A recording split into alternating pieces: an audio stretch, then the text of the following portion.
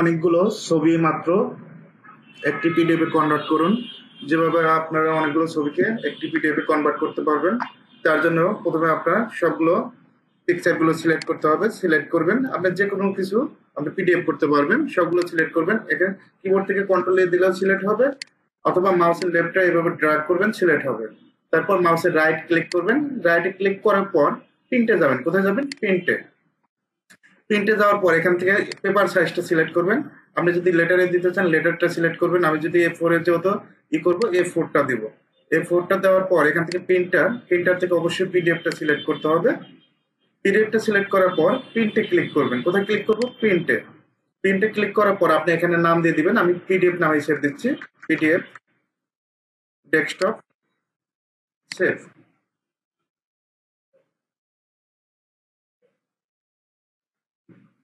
Close করে দিচ্ছি। পিডিএফটা আমি ডাবল ক্লিক করে ওপেন করি।